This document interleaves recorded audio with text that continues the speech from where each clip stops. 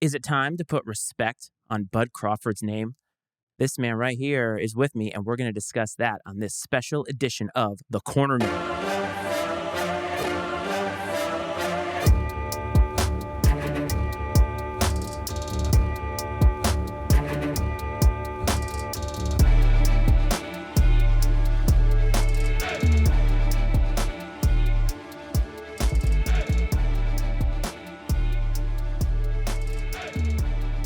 What's up, everyone? Welcome back to this special edition of The Cornermen, the super fight edition of The Cornermen. As you know, as we were recording this, last night was the second biggest fight of the year. You could argue it was the biggest fight of the year, and that was Bud Crawford and Errol Spence. And boy, was it a fight. And so Cleve and I decided to record something about this, little reaction. It's going to be a little shorter than our last episode. Supreme is not with us, but we are here to kind of break it down and just give all those boxing fans out there a little bit of our peace of mind. So Cleve, how you doing, buddy? Good, man. Good. Hot. It's hot in the old, I guess it's the South. We're not in the, I guess you could say that. Do people still say MasonDixon Line? Is that proper to say these days? I don't even know. You want to know something? Being from Rhode Island, I was obviously from the North, and I heard about this famed MasonDixon Line a lot. I heard more about it when I went to school at Virginia Tech, and I remember finding out that it was in Maryland.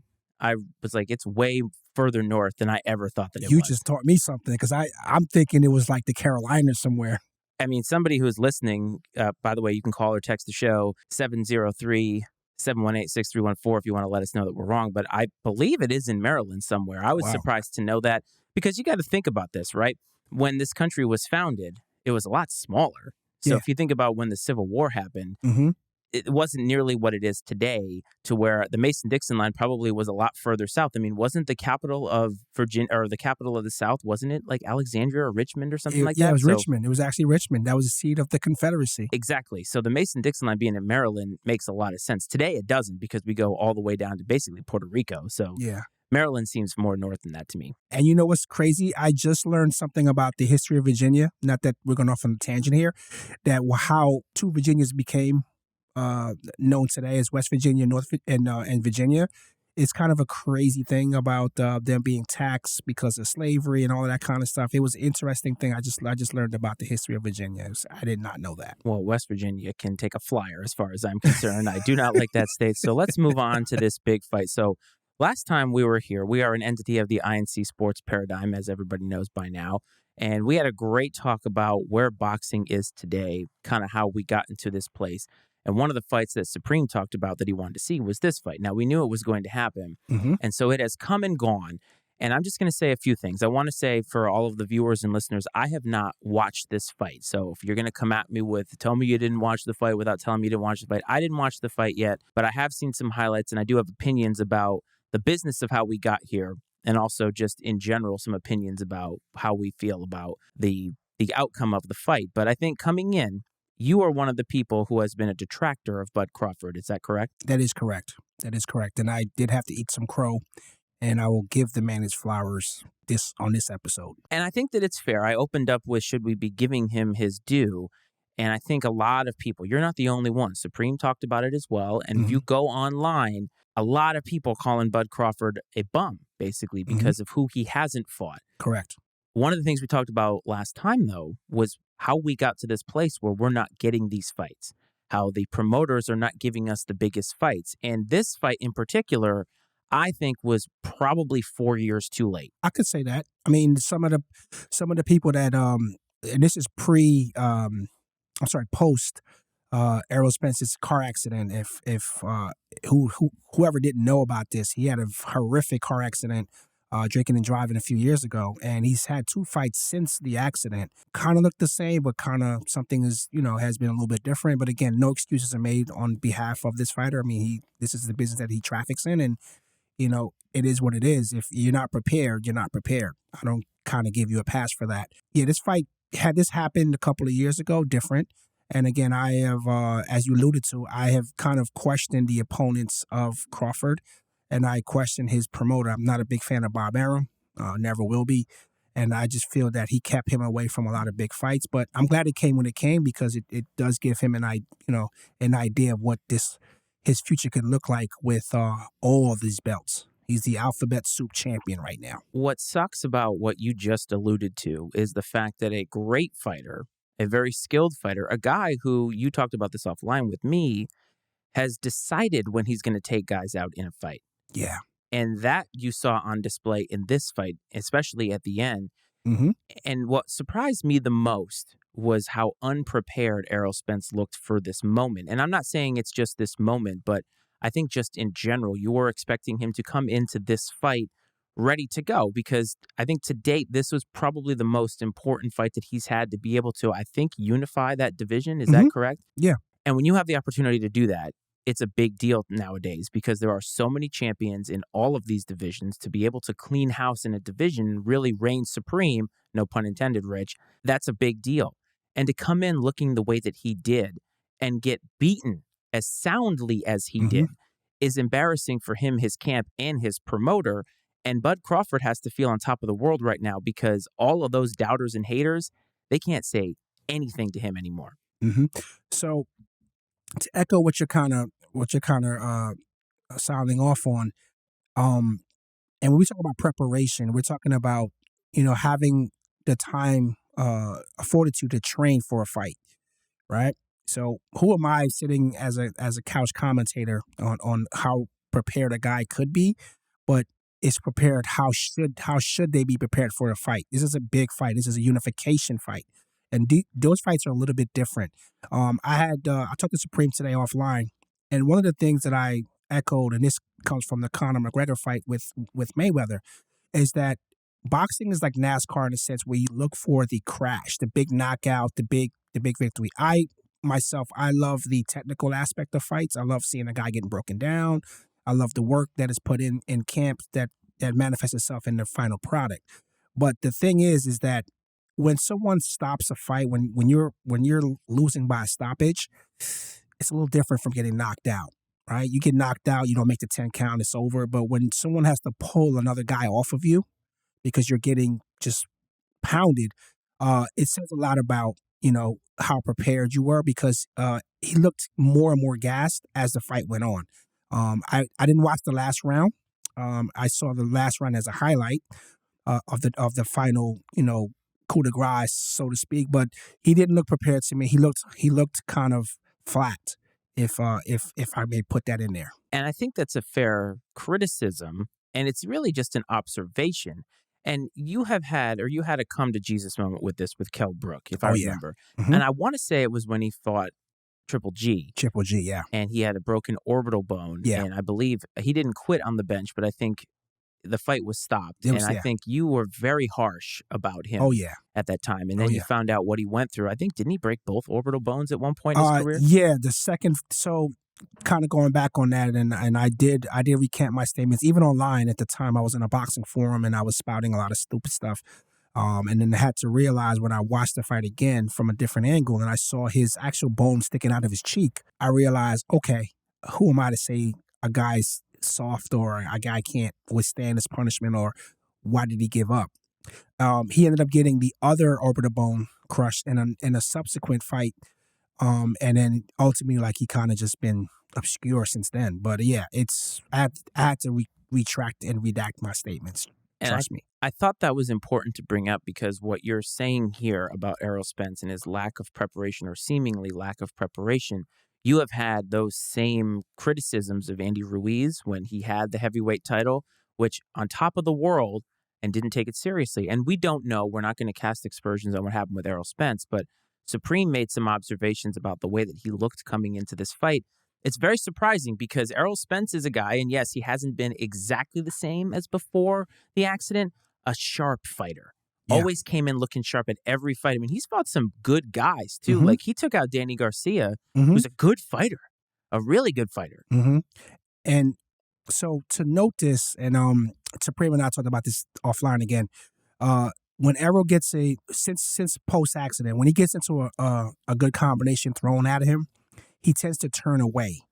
And it happened in the Ugas fight, and it happened against Garcia, where he got caught, and he literally turned his back, and he had like a momentary lapse. I don't know if that's a concentration thing or if that's neurological since the accident.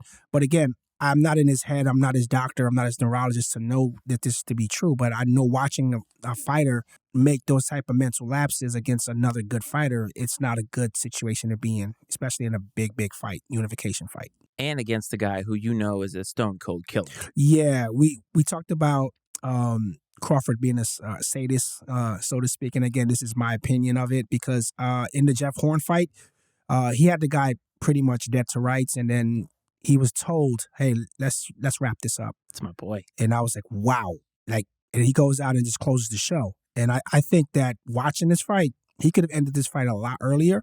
But I think there was a statement had to be made. I think he was sending a statement to the whole division, and he was sending a statement to Spence's camp that I got your guy beat. He actually even said in the second round, he said he caught a good shot, and he literally said, "Wait a minute, that's it? Is that's all the power he has?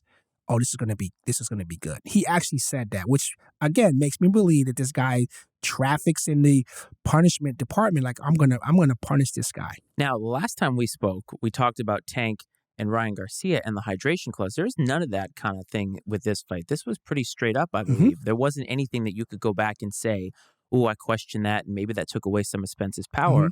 From what I understand in the business of all of this was a straight up 1-to-1 matchup here. There wasn't anything crazy about it. No weird weigh-in clauses, hydration clauses, anything. And they came in theoretically on equal footing. And for a guy to not have power, I'm curious what happened there. And I wonder if we will find out more. But what I don't want to happen is for people to take away what Bud Crawford did in this fight. Because I'm sorry, prepared or not, you're stepping in the ring with the same risks and everything. Because Errol Spence could have caught him with one, ended the fight. Because you talked about a knockout. Knockouts can happen all the time. Manny Pacquiao got knocked out a few times in his career. Still considered one of the best because of the body of work of what he had. And so for Crawford to go in there and say that and be like, that's all that the guy has, he knew he was in control from that moment on. And that's what makes him such a special guy, because very rarely do you watch a guy do that, where you have been watching boxing for 40 some odd years. Yeah. And there's probably only a handful of guys that you can say, I knew when they knew they were in control. Yeah. And to do that in the biggest fight of his career says something. And Bud is on the later end of what is considered to be young for a fighter. Isn't he? Correct. 32 or 33? Yeah. And that was always my problem with his promotion, is that as a fighter, skilled fighter, I just always thought he never got the exposure that he should have gotten and the fights that he should have gotten. I mean, he caught Gamboa late. I mean, that was a statement win against Gamboa, but Gamboa was a fighter was infrequent as a fighter. He never really fought a lot. But Bud could have had these fights a lot early in his career, and I'm kind of glad to see that he is the unified champion. He has all the belts that actually matters, and he can call his plate now. He's going to have to take these contenders, whether Arum doesn't want those fights to happen or not. He's going to have to take these, unless, he wants to be stripped of his title. Do you think he was ducking guys, or do you think it has more to do with money on Bob Arum's part? Like, if it were up to Bud Crawford, do you think he's like, all right, line him up right now? I think for fighters, you're in the game for two reasons. Obviously, we would be hard pressed to say that a guy doesn't want to get paid for a dangerous sport, a dangerous existence, but also you want to have that resume. You want to, at least from my lens, you want to have that resume of who you beat, right? Again, Supreme and I'm sorry he's not here today, but we talked about Shakur Stevenson, right? Taking the high road of not accepting what Devin Haney wanted to offer him, because Devin Haney now is fighting some guy that Supreme says is good. I have to go look the guy up, and that's happening in October. But if you're really about that action, I'll take the 25%. Go in there, beat you down, and when you want the rematch, now I hold the cards. Now I hold the belts. Now I can say, you know what? You offered me 25%. You're going to take that same 25% or take nothing. So you just said rematch. Do you foresee a rematch in this particular avenue, or do you think it's a Bud Crawford is going to say, I beat you so soundly, you don't deserve it? Yeah, unless something comes out dramatic about maybe he got hurt in camp, or maybe he wasn't 100% or something. There's no need for a rematch. I mean, I didn't see enough there that would warrant a rematch. Rematches usually happen when the fight was so close, it went to the cards and one guy felt slighted. But this was a sound beating that a rematch would only be for them to really kind of get a bag. I mean, that's how I see that. It's interesting, isn't it? Because Errol Spence coming into this fight could have really cemented himself in having the bag you talked about. Like, he could have decided to move up or do whatever he wanted to do. Mhm. And now he's in that precarious position that fighters find them in after a loss. And this is almost done for him. Yeah, one or two losses, as you know, in watching what happens now in boxing, because boxing is not really promoted the way the UFC is. And by the way, the UFC had a fight night the same night as his fight, and was not worried about doing their numbers. Nope. They were not worried because, as Supreme says, they do an event every month. They got a major fight every month, so they've cornered the market, so to speak, on fight combat sports. They have got it in the bag. But yeah, going back to what you said, you get one or two, losses. That's nobody wants to see you again, right? And one of the things that I agree with Supreme about this morning as we talked, he said that the undercard could have been a little bit more to it. It was okay fights, and again, I'm not shitting on anyone's camp for taking a fight or whatever. Exposure is exposure. But he said that having a fight, and he reminded me of fights back in the 80s and 90s where your undercard could have been top billing for any one of those headliners. Like Roy Jones was on a Mike Tyson undercard back in the day. I forgot about that. Roy Jones at the top of his career or in the middle of his prime was opening up for Mike Tyson. So you wanted to get these guys exposure, have all these fights on the same night as this main event. Couldn't you make the argument that these fights, these super fights, happen so infrequently that they should have the best possible undercard that they could possibly get? Like, guys should be lining up to be on this undercard because they don't happen very often. And that's not any way of throwing shade at the fights that do happen. Boxing fights do happen on a weekly basis. I believe Friday night you can still find fights that are on FS1 or something like that. Mm-hmm. But these are the young and hungry guys who are coming up in the sport who are looking to make their name. But these big pay-per-view fights, even when we first met 7 years ago, there were more pay-per-view fights then than there are now. It's dwindling, yes. This fight on pay-per-view is one of what feels like is going to be 4, maybe this year. Most of the fights are on ESPN Plus, which you can get for $5 a month. I mean, you couldn't have said any better. I mean, look at the last 5 years, or let's call it 3 years since the pandemic. The major draws in boxing have been gimmicky YouTuber stuff, And I'm not going to say anyone's name to give them any more props than they need to get, but it's getting to the point it's so ridiculous now that Pacquiao is going to fight what's the guy, the famous kickboxer in Thailand. Who cares? It's actually, who does care? But this is what's an 8 division champion who has nothing to prove, who has made or should have made enough money to last him his lifetime, is fighting a guy like for what? I think it's Bukaw. Yeah, Bukaw. He's fighting Bukaw, and I don't understand why this is happening, or if he's fighting for the Philippines to have money. I don't know what it is, because he's one of those fighters like Roberto Duran, who's about God and country.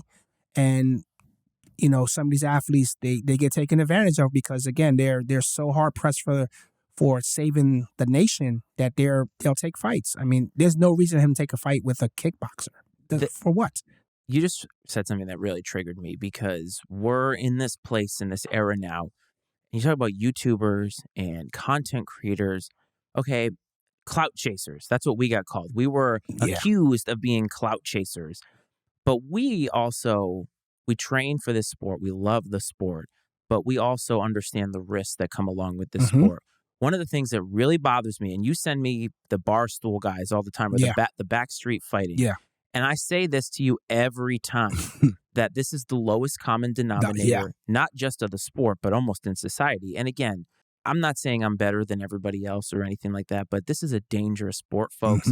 And if you're somebody who does YouTube and all of a sudden you want to use boxing as a way to get even more clout, you're going to run into the wrong person at some point in time. And it could be the difference between you having your mental faculties and your physical abilities than you not having them. Yeah. This is not the kind of sport that you use to get some self-recognition. But I have to give the Paul brothers credit. They at least train and do things the right way to participate in the sport. But I'm not here for these backyard guys. I am not here for these. They have a whole a card of people who are like content creators or influencers. And I'm like, look, go shill your product somewhere on social media. Mm-hmm. Do it safely from the comfort of your own home. Mm-hmm. I don't need to see you out there. I don't need to see the guy from Epic Mealtime get his ass handed to him and be thankful that he's not hurt even more. Yeah, I mean, anyone out there who doesn't go to a boxing gym, to not even a boxing gym, that go to any one of these type of gyms that promote boxing as a conditioning workout, it's different from actually going to a boxing gym, doing some pad work or doing some boxing, actually similar to sparring. It is dangerous. You can just be playing around and take a header, take a shot, and that's it. You know, neurologically, that's it. You don't see. I had a tooth knocked out doing pad work with a guy a couple of years ago at the gym. Like, I'm holding pads, and this guy's undisciplined. I looked away for a split second and gave him a command to throw a punch, and next thing you know, I'm whistling Dixie. But this bothers me so much because the millions of dollars that are getting thrown around for these guys and these undercards, right? But this is the best the sport can give us. Yeah. That's sad, man. It's really sad when your sport is in a place where UFC doesn't even consider you a competitor. Yeah. Don't even care. Like, Dana White lost 0 winks of sleep knowing that he had a fight card on top of the boxing super fight of the year. And I guarantee you the UFC still drew better than boxing that night. I mean, you're talking like throwing the Grey Cup on when the Super Bowl's happening. Yes. That's the equivalent of what happened, where they did not care because, as Supreme says, their prelims started at 12 o'clock in the afternoon and ran to the main event, which is like 10, 11 o'clock at night. Yeah. So you got a card of fights, knockouts, whatever you're there to see. And here's the thing that bothers me, man. Like, boxing has been around for so long, right? I mean, you're talking mega fights in the 50s, 60s, 40s, even 30s, and they still can't get the marketing right. There's a handful of guys that get picked as being the golden crop of the sport, but the marketing is not good. And again, people love fight sports. Like, not everyone, but people love to see the adversity. People love to see the champion, hear the stories and all that kind of good stuff. I mean, sports is sports. Sporting is, they're keeping score, or, someone has to be the better. But again, you got a golden goose in front of you and you're not taking advantage of it. I mean, I'm a big fan. I know that you don't like I sent you some of the parody stuff because I know it gets you triggered, and I kind of love that for the comments. But I've been watching the Bareknuckle Fighting League, and I watched them over the 2 years or so evolve into an actual sport. They started out being like a tough man competition. They go from state to state, town to town, kind of just drawing in talent. But now they've actually marketed it into a sport where they have promotions and they have top-notch safety there. They have ambulances on site. So a lot of the other backyard stuff, I rarely see any kind of medical attention ready if a guy gets cleaned up, that they're going to get the medical attention. I went to a fight a couple of years ago where a guy died.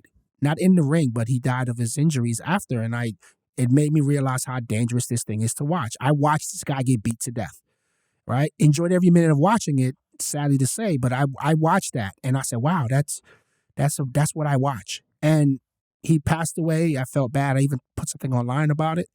And then I went on the next week to watch another fight. Like, it was nothing. You said something in there that made me realize that this is why boxing is where it is. You said they have a golden goose in front of them and they're not willing to take advantage of it. But yet, on the biggest fight card of the year, the champion who had a chance to unify had the same thing, the same golden goose in front of him, and came out looking like that. So how is the sport in general supposed to market themselves as this big entity when these guys seemingly don't take it serious? And I am not saying that Errol Spence didn't take the fight seriously, but from a casual fan perspective, who we are trying to get to the yard with this show, how are they supposed to market to those guys when you get that look? Every one of those UFC guys goes in there, they are ready to go. And that's a rough sport, and they know what's coming. And even if they lose, all those guys lose graciously, I feel like, too. Yeah. I mean, just to give you a feel-good story, and anyone that I'm a casual pedestrian, whatever you want to call it, when it comes to UFC. I was big into it when Rampage and Chuck Liddell and those guys were in it, and watching Pride fights. But now I hardly watch the UFC.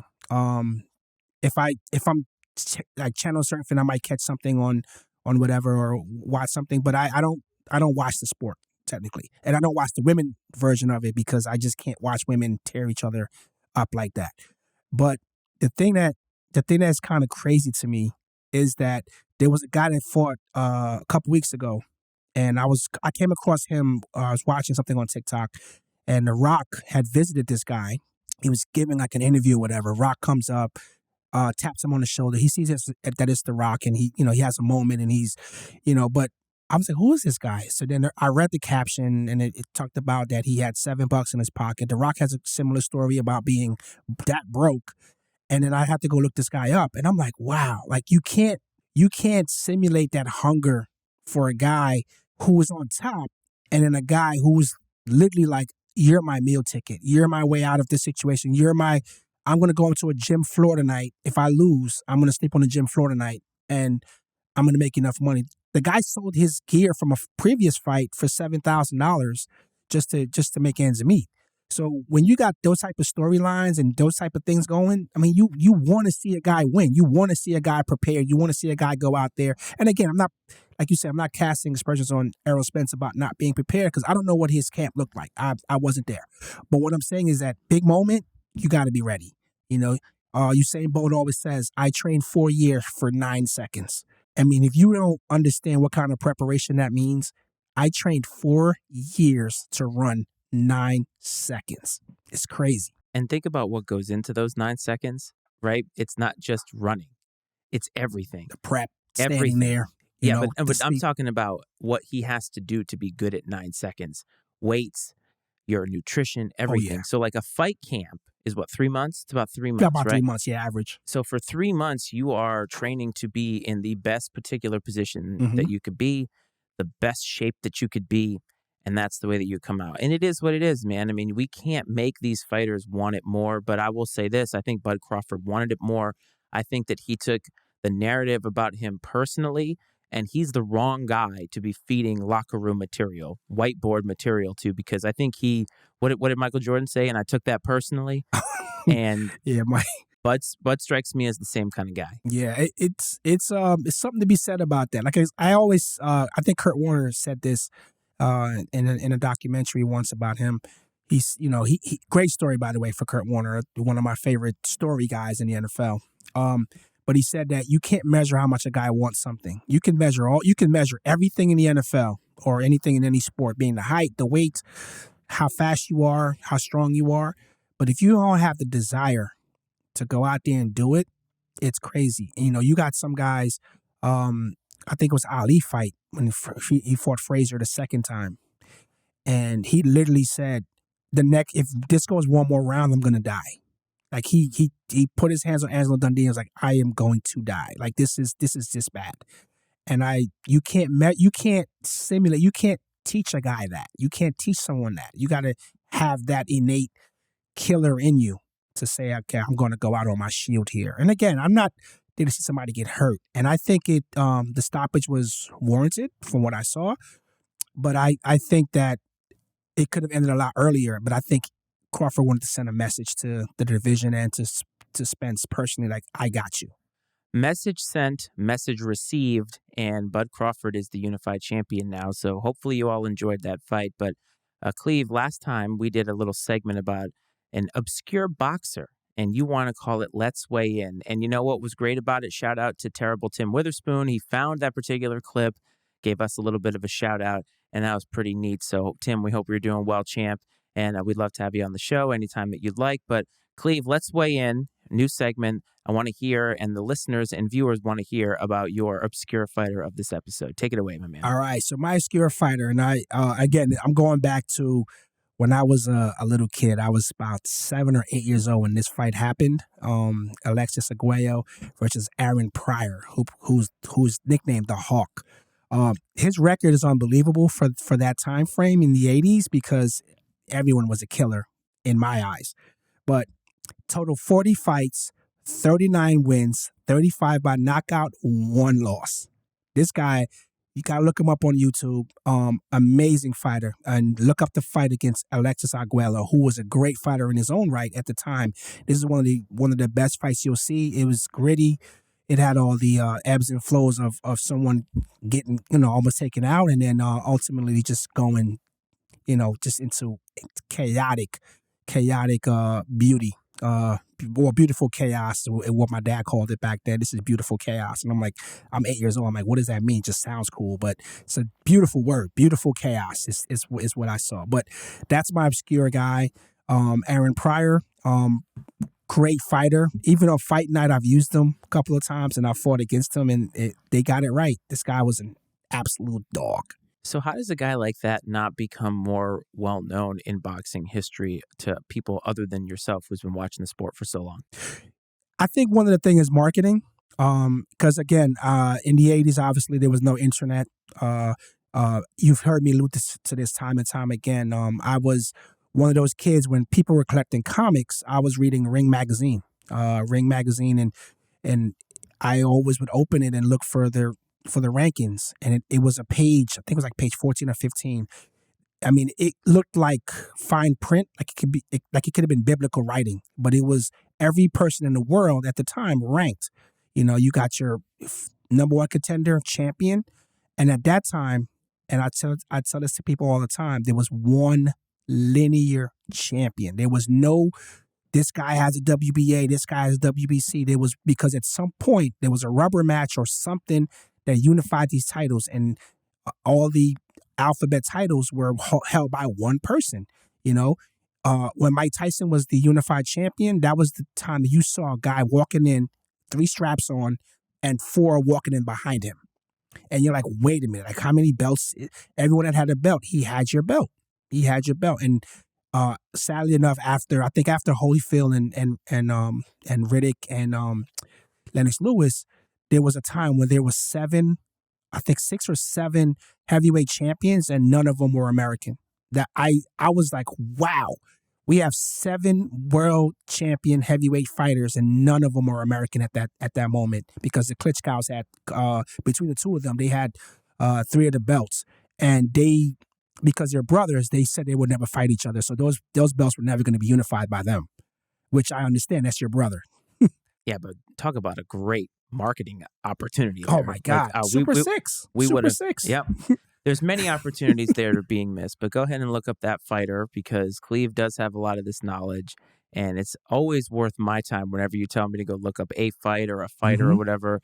Is this the guy, the Hawk? Is he the guy with that video when he knocked the guy out and he puts his arms out? Oh, no, that was, so he was, I'm glad you said that. So the original Hawk was Aaron Pryor, but Julian Jackson, he was the Mike Tyson of the smaller weights. He had a hammer. The guy was amazing. The guy was strong in both hands, and he's one of those guys that he had a big ego, and that was it. Before we go, I want to talk about something that you and I talked about offline, and it's about the judging. The judging is always coming out to be so stupid. So there was a fight a week ago with Kambosos. Did you see that fight? I haven't seen that fight, no. Okay, so I'm going to kind of just give my take, and then we'll talk about it offline about it. But basically, you're watching someone get beaten up, punished, and they're holding their own, but they're literally losing rounds in front of you. And then when it goes to the cards, one of these judges has this fight so different. I'm like, wait a minute. He's sitting there with 2 other judges. How do you get this number? How do you get this number? What rounds did you give this other fighter? And the guy literally was one of those things where when they announced it, Kambosos didn't look like, or I thought I won. He took the victory because they called his name. But the other guy literally, like, you could see the dejection in his face. Even when they interviewed him, he was like, wow. I'm glad he didn't leave the ring. That was the classiest thing. He went to go walk out, and on his own, with no one tapping him, he turned around, walked back in, walked up to Cam and hugged him and says, hey, man, great fight. And I said, wow, he's better than me, because I would have had sour grapes for breakfast, lunch, and dinner for the rest of the month. Shakur Stevenson got into the apron and then confronted Kambosos and said, hey, I want to fight you. And they kept deflecting it to him fighting Haney. He said, I'm not taking 25% to fight Haney. I want to fight one of you guys, because again, I'm hunting down guys. And it was a very interesting exchange. It's online. It's actually pretty funny. But Shakur is one of those guys that he's doing what he's supposed to do. People are kind of bagging on him that he's too arrogant and too brash. He's in the business to be that. He wants to be a recognized world champion, and this I got to go through to get it. But they got to do something about this judging. Timothy Bradley of all people mentioned, and Tim is a great guy. I met Tim at the National Harbor out here, and he said something about it where I was like, well, you were handed a victory that I thought was questionable at the time, but again, that's me. But they got to do something about this judging. But as you saw last night, no judges could tell you that fight was going to go in one fighter's way or not. It was clearly a dog walking, and it was a beatdown. Without getting too much into this, because I think we should save it for the next time when we have Supreme on here. We did talk about it last time, but boxing judging to me is akin to what people say about baseball umpires and how they want robot umpires in there to do balls and strikes and so forth. And the subjective nature of the judging and of being an umpire, there's something that lends itself to the sport that we all like. If we made it automated, people wouldn't like that. However, the lack of accountability, I think, is what really bothers people when it comes to these types of things. So if you're a boxing judge, you can essentially judge the fight however you would like. And the only accountability that you have is to the court of public opinion. And who cares about that? Because it doesn't have anything to do with your paycheck, has nothing to do with your job. And until they kind of fix that, and the way that I proposed that they fixed it, which got a lot of play on YouTube last week, was that we have a mid-fight interview with some of these judges. I think that's great. Just a minute to hear about what they're seeing in this fight, especially a fight that to that point seems it's going to go the distance. Mm-hmm. You get a knockout, you get a stoppage. Who cares what the judges think? We have a definitive decision. But when it goes to the cards, we need to see that. The other thing that I would like to see is we always shove a mic in the athlete's face after a tough game or after even a win. We never, ever shove the microphones in front of the refs, in front of the judges, what have you. And I think that accountability or lack thereof is what makes people hesitant about the judging and get out with these conspiracy theories about what happens and how the sport is rigged. And you hear this in a lot of sports. You hear it about the NFL, you hear it about the NBA. It's not just boxing. And so I think that is a good teaser for next week. But listen, how did you think the fight went? Were you a Crawford guy or you a Spence guy? Don't forget, call or text the show. Area code 703-718-6314 is the number to do that. We are part of INC Sports. You can find us on YouTube. Make sure to like and subscribe. It's not mandatory. It is very, very helpful, though. If you want to find us on TikTok, at INC Sports is the handle to do that. We get a lot of play on there. We have a little bit of fun. I like to post some clips there so you can find us there. We're part of the Matty Ice Media Network. Right now, the website is under construction, but MattyIceMedia.com is the place that you can find this entity of INC Sports. You can find this guy on the manual and political football. Cleve, any parting thoughts before we get out of here? Yeah, I know we talked about the landscape of boxing, and there was another fight that happened on Tuesday morning to be exact, where everyone's at work or everyone's sleeping. It happened in Japan with Enoki, who is a beast. Absolute monster. I think his nickname is Monster. But the guy that fought him had to travel to Japan to fight him. And he questioned about the hand wraps over there and the regulation of that. They had their hands wrapped in front of him, which made him, more easy to go in.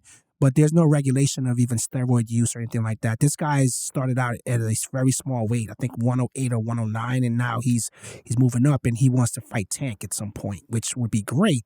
But how the little guys carry his power up. So boxing is doing everything it can to be relevant and stay relevant. But again, only hardcore people that like the sport are checking in. And only on these mega fights, you get a casual fan for a couple of weeks. And then they go off and never think about the sport again until the next big fight.